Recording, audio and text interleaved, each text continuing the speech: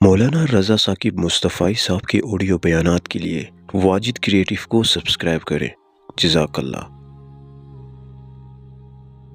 تو یہ یقین کہ میرا اللہ مجھے دیکھ رہا ہے، یہ اگر آپ کے ساتھ جڑ جاتا ہے تو پھر کسی کیمرے کسی سیکورٹی کی ضرورت نہیں ہے۔ یہ عقیدہ اتنا بڑا حصار ہے، عبادات میں بھی سرور دیتا ہے، اور یہ عقیدہ انسان کو گناہوں سے بھی محفوظ کرتا ہے اور بچاتا ہے۔ لیکن ہمارے رویے، اللہ تعالیٰ جل شانہ نے سورہ النساء کے اندر ارشاد فرمایا، یستخفون من الناس ولا یستخفون من اللہ، کہ لوگوں سے تو پوشیدہ رہتے ہیں لیکن اللہ سے پوشیدہ نہیں رہتے۔ بلکہ ایک دوسرے موقع پہ ارشاد فرمایا سورہ الغافر کے اندر، یعلم خائنۃ الاعین وما تخفی الصدور، جو آنکھ خیانت کرتی ہے اللہ اس کو بھی دیکھتا ہے، اور جو سینوں میں پوشیدہ ہوتا ہے اللہ اس کو بھی دیکھتا ہے۔ جو چیزیں سوچ میں پیدا ہوتی ہیں، جو بطور وسوسہ آتی ہیں، تمہارا رب اسے بھی دیکھ رہا ہوتا ہے۔ حضرت عمر بن عبدالعزیز رضی اللہ تعالی عنہ فرمایا کرتے تھے کہ اپنی خلوتوں کو پاک رکھو، اللہ تمہارے ظاہر کو ستھرا کر دے گا۔ جس شخص کی خلوت پاکیزہ ہوتی ہے، عفت مآب ہوتی ہے، تو اس کے چہرے پہ خاص قسم کا نور ہوتا ہے۔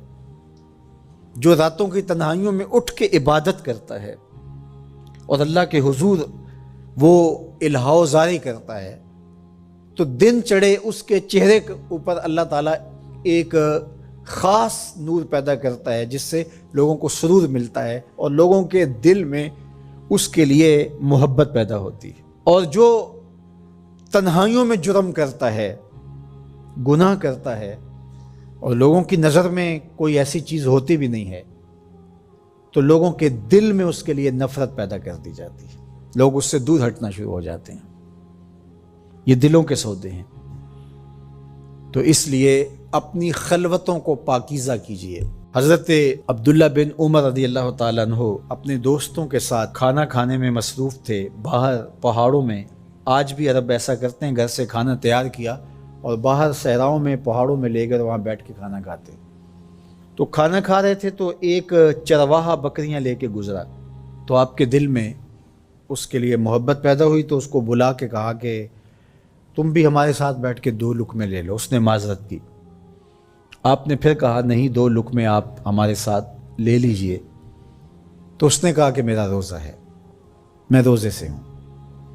تو حضرت عبداللہ خوش ہوئے کہ سخت گرمی اور سارا دن دھوپ میں بکریوں کے پیچھے روزہ رکھا ہوا ہے۔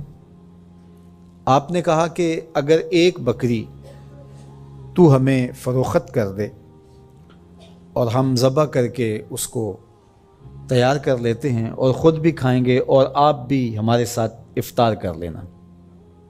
اس نے کہا میں ان بکریوں کا مالک نہیں ہوں، میں چرواہا ہوں، یہ میرے آقا کی بکریاں ہیں اور میں بیچنے کا مجاز نہیں ہوں۔ بہت متاثر ہوئے عبداللہ ابن عمر رضی اللہ تعالیٰ عنہ۔ آپ نے اس کو مزید آزمانے کے لیے کہا کہ تو اپنے آقا سے کہہ دینا کہ بھیڑیا بکری اٹھا کے لے گیا تھا، تو ایک بکری ہمیں دے دے۔ تو اس نے ایسے آسمان کی طرف دیکھا اور کہا اللہ کہاں ہے؟ بس اس کا یہ انداز حضرت عبداللہ بن عمر کو اتنا بھا گیا، اتنا اچھا لگا کہ آپ جب یہ واقعہ سنایا کرتے تھے تو آنکھوں سے آنسو جاری ہو جاتے، اور فرماتے اس نے یوں انگلی کھڑی کی تھی اور آسمان کی طرف دیکھا تھا اور بار بار کہتا تھا اللہ کہاں ہے؟ خیر آپ واپس شہر آئے، اس کے مالک کو تلاش کیا اور کہا کہ اس غلام کو اور بکریوں کو منچاہی قیمت کے ساتھ مجھے فروخت کر دو۔ اس نے بکریاں اور غلام دونوں بیچ دیے۔ آپ نے غلام کو بلایا اور کہا کہ تو آج کے بعد آزاد ہے، اور یہ بکریاں بھی تیری ملک ہوئیں۔ تیرے ایک جملے نے کہ اللہ کہاں ہے تیرے لیے آزادی کا مجدہ بنا دیا اس کو، اور میں تجھے ساتھ دعا بھی دیتا ہوں اللہ تجھے جہنم کی آگ سے بھی آزاد فرما۔ انہ یعلم الجہر وما یخفی، اللہ کی شان یہ ہے کہ جو ظاہر ہے وہ اسے بھی جانتا ہے اور جو مخفی ہے اسے بھی جانتا ہے۔ جو چیزیں لوگوں کی نظروں کے سامنے اللہ کے علم میں وہ بھی ہیں، اور جو لوگوں کی نظروں سے پوشیدہ ہے رب اسے بھی جانتا ہے۔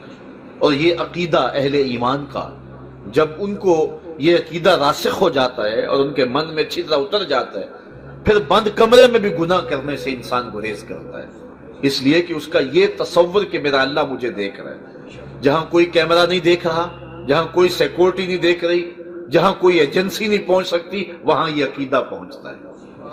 آپ جانتے ہیں ساتوں دروازے مکفل کر کے بت کے اوپر موٹا کھیس ڈال کے زلیخا بولی ہے تعلق یوسف اب تو آ جاؤ، اب تو کوئی نہیں ہے۔ تو حضرت یوسف علیہ السلام نے کہا تھا کہ تو اپنے جھوٹے خدا کے اوپر یہ کپڑا ڈال کر کے اس کی نگاہوں سے چھپ گئی ہے، میرا سچا خدا تو ساتویں کوٹھڑی میں بھی دیکھ رہا ہے۔ پھر گناہ کیا، گناہ کا تصور بھی محال ہو جاتا ہے۔ تو یہ تصور کہ میرا اللہ مجھے دیکھ رہا ہے انسان کو گناہوں سے محفوظ کر دیتا ہے، اور انسانوں کو تنہائی میں، خلوت میں اور جلوت میں گناہ سے بچاتا ہے۔ تو یہ عقیدہ جتنا پختہ تر ہو جائے، یہ اسلامی عقیدہ ہے کہ میرا اللہ مجھے دیکھ رہا ہے، میرا اللہ مجھے دیکھ رہا ہے، یہ عقیدہ اور یہ اذعان جب پختہ تر ہو جاتا ہے، پھر گناہ کے انسان قریب ہی نہیں جاتا۔ روض الریاحین کے اندر صاحب روض الریاحین نے لکھا ہے کہ ایک نوجوان تھا، اس پر کوئی فریفتہ ہو گیا اور کسی بہانے اس کو اپنے گھر لے گئی وہ خاتون، دروازے مکفل کر دیے اور پھر اس کو دعوت گناہ دی، حیاسوز لباس بھی اتار پھینکا۔ وہ نوجوان بہت صالح تھا، اس نے اپنی آبرو بچانے کے لیے ہر ہیلا ہر جتن آزمایا، لیکن وہ خاتون تھی کہ وہ اس کی آبرو لوٹنا چاہ رہی تھی۔ اس نوجوان نے کہا کہ جب راستہ کوئی نظر نہ آیا تو اس نے کہا کہ مجھے اگر اجازت دو تو میں ذرا باتھ روم سے ہو جاؤں۔ انہوں نے کہا کہ ٹھیک ہے جا، اور جب وہ اندر گیا اس نے پخانہ کر کے سارا اپنے بدن پہ مل لیا اور اسی حالت میں باہر آیا۔ تو جب امام یافی کہتے ہیں جب وہ اس حالت میں باہر آیا تو اس عورت کا سارا نشہ اتر گیا۔ اس نے کہا تو کوئی دیوانہ ہے، میں تو ہنسی سمجھا ہوا تھا تجھے۔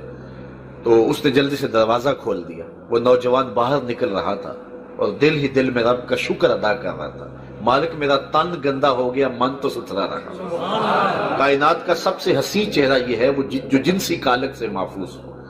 باہر ایک چشمہ تھا، وہاں جا کر کے اس نے غسل کیا، اور امام یافی علیہ رحمہ لکھتے ہیں ساری زندگی اس کے بدن سے مشک و عنبر کی خوشبو آیا کرتی تھی، اور جب وہ مر گیا لوگوں نے دفن کر دیا، یہ خوشبو اس کی قبر کی مٹی سے بھی آیا کرتی۔ تو یہ عقیدہ کہ میرا اللہ مجھے دیکھ رہا ہے، اللہ اکبر، انسان کو گناہ کرنے سے محفوظ کر دیتا ہے۔